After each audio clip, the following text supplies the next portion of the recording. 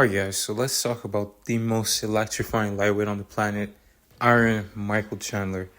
I want to talk about this guy because he's not fought this entire year, much like Colby Covington nearly sit out for 2 years just for his title shot.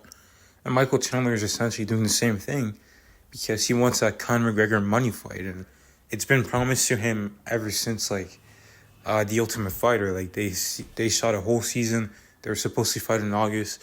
They were supposed to fight in December. They were supposed to fight at UFC 300. But now there's rumors that it might be Alex Pereira going up to heavyweight. Nate Diaz versus Conor McGregor 3. Adesanya versus Pereira. There's a bunch of things going on. And it seems like this fight's just getting pushed back further and further than Michael Chandler's own hairline.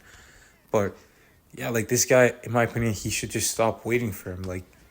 I know you want to get money, you want to get paid, but you can either do that, just wait out, or you can build up your own star, fight someone else, put someone to sleep, and be like Conor, and call him out again, Conor, fight me now, or you're done, everyone's gonna forget about you, something like that. But yeah, Michael Chandler's wasting his prime, he's already 37, 38, or 37, 36. You look at Colby Covington, the dude was 34 the last time he fought. I think he came back at 35. He looked old, he looked slow. His timing wasn't there. He didn't look aggressive. It didn't seem like he had as much aggression as he did before. And Michael Chandler is one of those guys who's very explosive. He likes to get in your face, push you back. And his timing is already not the best. So sitting out for a year, that's not going to be good. Conor has always had good timing. Obviously, it's going to affect him too. But, when you, Michael Chandler, a good thing about him is he's, been relatively active. He fought twice in 2022. I believe he fought twice in he fought 3 times in 2021 because he fought Dan Hooker and he fought Oliveira and then he fought Justin Gaethje. So he was staying active, but now he's kind of taking it back. He could have fought Arman Tsarukyan. He could have fought Beneil Dariush. He could potentially have a rematch with one of the top lightweights, which would be kind of lame. If he calls out Poirier, he might be able to get it, even though no one will want to see it again because we kind of know what's going to happen.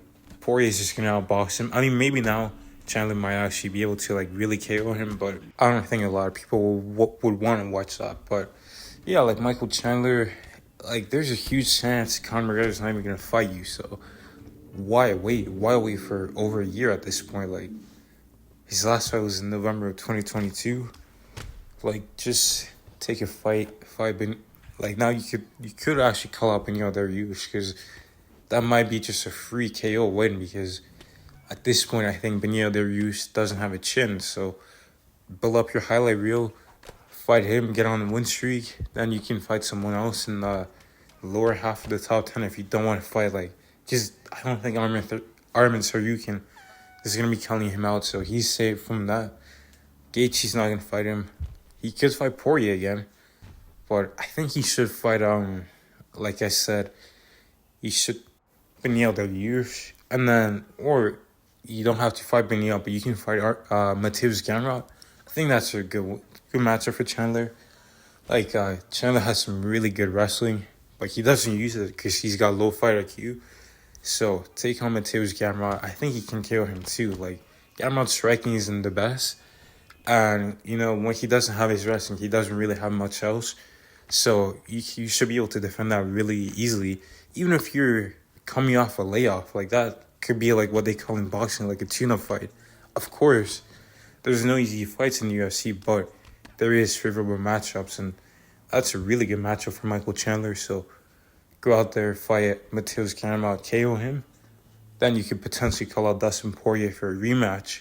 You KO Dustin Poirier, Conor McGregor's going to be that's exciting. He's going to be wanting to come back. And, right now I do think that Conor McGregor would flatline Michael Chandler. But if he goes out there, gets a few wins, gets on a win streak, we'll see what happens. But my point is, stop waiting for him. It doesn't turn out always well. Yeah, you might get paid a lot of money, but at least for Colby Covington's case, he stood up. He sat out to wait for like a title shot, and that's like the best thing you could get in this sport, like a title shot. That's better than having the money fight, because you win the title, then you start making pay-per-view points, you start making bigger checks, and then you can like clear out the division, then get a big money fight and make even more money. So in my opinion, Michael Chandler should stop chasing the money fight, because that's probably not going to happen for him at this point. He still thinks it will, but at this point, like, I think Conor McGregor trolled him a bit too much. I think he was just like playing with him, and I don't think that fight's going to happen. I think Nate Diaz and Conor McGregor are going to fight at UFC 300. So, yeah, Michael Chandler, just call out Mateus Gamrot. He doesn't have a fight book, so call him out. He's behind you in the rankings. Beat him. Forget about Conor. Stay active. Fight these guys. Build up your record, and maybe you'll get a title shot.